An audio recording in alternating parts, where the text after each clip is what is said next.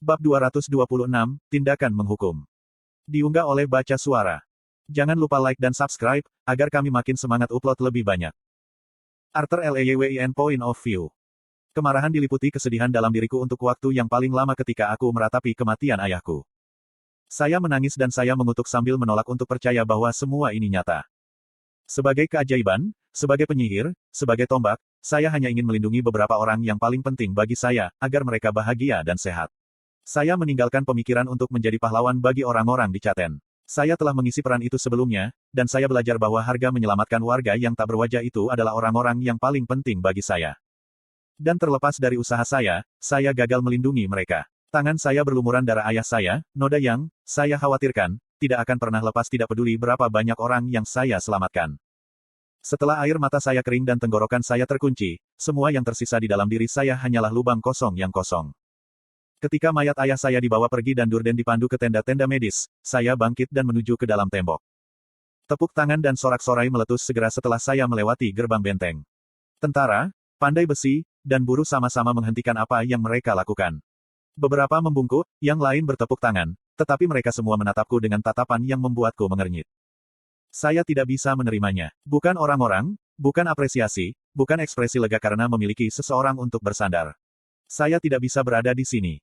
Sylvie, dapatkan saudara perempuan saya dan membawanya ke tenda medis di mana ibu saya berada. Dia akan membutuhkan seseorang untuk berada di sana untuknya, aku menyampaikan sementara aku berjalan melewati sekelompok tenda yang membentuk bangsal medis. Ikatan saya menarik lengan baju saya. Aku akan mencari kakakmu, tetapi Arthur, ibumu akan membutuhkanmu seperti dia membutuhkan kakakmu. Saya tidak repot-repot menanggapi dengan keras seperti yang dia lakukan untuk saya. Saya orang terakhir yang ingin dia temui. Dia tidak lagi melihat saya sebagai seorang putra dan kemiripan yang mungkin dia miliki untuk saya bahkan setelah saya mengatakan yang sebenarnya. Akan hilang sekarang karena saya gagal menepati janji saya dalam membawa janji saya, Reynold, hidup kembali. Aku menepisnya dan berjalan menuju tenda pertemuan utama. Jenderal, Arthur, desah Trodius, tubuhnya tanpa sadar menyusut kembali ke kursinya. Saya mengambil langkah lain ke arah Kapten Senior, menimbulkan tanggapan panik dari para bangsawan di sampingnya. Mantra saya, bagaimana Anda bahkan, yang kurus gagap, menunjuk tongkatnya ke arahku setelah mendapatkan kembali kesadarannya. Pria bertubuh gempal di sebelah kiri Trodius itu sedikit lebih berani, terlepas dari bau busuk yang berasal dari celananya yang baru saja kotor. Tetap kembali, Anda berada di hadapan kaum bangsawan. Berani-beraninya seekor anjing dari dewan mengganggu rapat penting, dia mengancam. Bangsawan berbingkai kecil mengenakan kumis tebal masih tergeletak di tanah, tidak sadar setelah sapaan awal saya. Aku diam tanpa kata-kata saat aku mengambil langkah lain. Lankei yang menjerit sebagai respons sementara yang gemuk tersentak. Hanya Trodius yang tetap tidak terpengaruh saat aku perlahan mendekat. Lautan amarah dan kesedihan yang bergejolak di dalam diriku ketika aku menangis karena ayahku telah terkuras, meninggalkan kekosongan kosong yang membuatku berpikir jernih untuk pertama kalinya dalam beberapa saat. Tidak ada lagi teriakan panik dan kekhawatiran di kepalaku yang mengaburkan penilaianku, membuatku tidak rasional dan emosional dengan harapan sia-sia menjaga semua orang yang kucintai aman. Sekarang, hanya ada keheningan di jiwaku, jeda hantu. Api amarah dan hiruk-pikuk emosi lainnya telah padam, hanya menyisakan darah dingin yang tajam. Itu menenangkan, dalam arti tertentu. Jika hanya 10 menit yang lalu, saya akan melakukan untuk Trodius apa yang telah saya lakukan untuk Lukas. Kecuali saya menyadari, dalam keadaan mati rasa dan logis ini, bahwa Trodius tidak sesederhana Lukas. Saya tidak akan mendapatkan apa-apa dengan membunuh Trodius dan dia akan bisa mengambil apa yang saya sajikan dengan ekspresi sembelit yang sama yang selalu dia miliki. Saya tidak bisa menggunakan rasa sakit.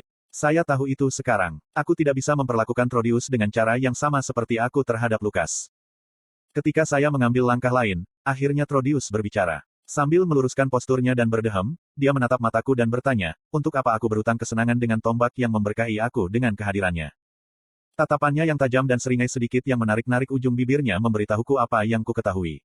Dia tidak takut dengan rasa sakit yang bisa saya derita atau bahkan kematian yang mungkin dia hadapi. Dengan akal, dia yakin bisa melarikan diri, dan dia akan menikmati kesempatan untuk menjadi orang yang tahan terhadap amarah tombak gila. Jangan mendekat. Pria bertubuh gempal itu berkata ketika dia menarik tongkatnya yang seperti mainan. Tenang, kataku, menyebabkan kedua bangsawan yang sadar di ruangan menjadi kaku. Bahkan sebagai seorang jenderal, rasa hormat harus ditunjukkan dalam wajah darah bangsawan, tegur Trodius, menggelengkan kepalanya. Umpan lain, dia mendesak saya untuk melakukan sesuatu sehingga dia bisa membalas. Aku berjalan mengitari meja, waktu luang terlihat di wajah dan langkahku. Sesampainya di depan bangsawan gemuk, aku memberi isyarat dengan jari. Pindah. Pindahkan. Dia bergema, terperangah ketika tongkat itu masih bergetar di tangannya. Kemarahan pasti menang karena ketakutannya, atau mungkin tikus yang terpojok akhirnya memutuskan untuk menyerang, tetapi itu sudah berakhir bahkan sebelum dimulai. Mantra yang mengancam akan muncul di ujung tongkat sulamannya tidak pernah datang, menghilang seperti harga dirinya setelah mengompol di celananya sendiri. Sebelum bangsawan gemuk itu bahkan bisa bereaksi, arus angin menghantamnya, membanting wajahnya ke dalam genangan kencingnya sendiri. Saya menggunakan ketebalannya yang lebar sebagai tumpuan kaki sambil duduk di meja rapat hanya beberapa inci dari Trodius. Topeng ketidakpedulian kapten senior itu goyah, jejak amarah menyala sebelum menghilang dengan cepat. Iklan. Jenderal Arthur, dia berbicara dengan tenang. Yang mulia di bawah kakimu adalah Sir Lionel Bainir dari rumah Bainir yang terhormat. Anda akan menunjukkan padanya dan Sir Kyle.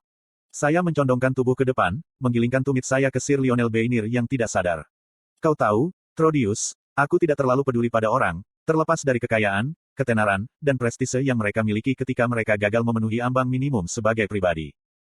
Mata Trodius menyipit. Permisi, saya tidak tahu persis berapa banyak yang Anda dengar dari luar tetapi untuk secara terang-terangan menodai seorang bangsawan tidak akan ditoleransi tidak peduli posisi apapun yang Anda pegang dalam militer. Petik 2.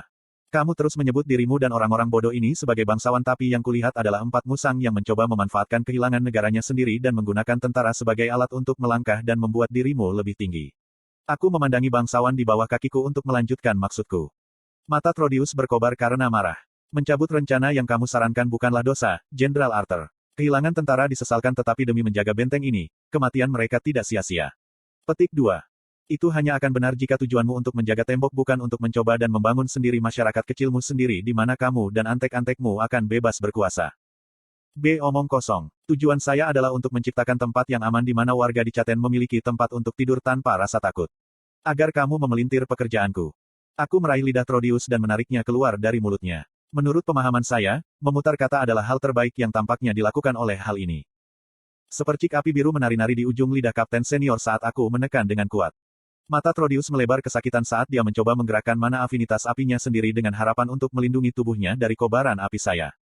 Aroma daging yang terbakar memenuhi tenda ketika aku terus mencap lidahnya dengan jari-jariku yang terbakar. Tetap dia pegang kuat, tidak bisa melepaskan harga dirinya bahkan untuk mengeluarkan suara. Aku menarik tutup kapten senior itu, jemariku masih mendesis di atas lidahnya yang terbakar. Aku membiarkan kebencian menetes dari suaraku saat aku mendesis ke telinganya. Kau tahu, Trodius, salah satu prajurit yang mati di sana karena rencanamu yang egois adalah ayahku. Aku merasakan cegukan turun di tenggorokannya ketika jari-jariku terus membakar lidahnya. Jadi percayalah padaku ketika aku mengatakan bahwa aku akan melihat tindakan yang kamu ambil untuk sampai ke tempat kita sekarang sebagai pribadi. Aku melepaskan cengkeramanku pada lidahnya yang menghitam. Ujungnya sudah benar-benar terbakar, bahkan tanpa bekas darah. Trodius segera mengatupkan rahangnya, menutup mulutnya dengan tangan seolah-olah dia bisa melindungi diri dari saya.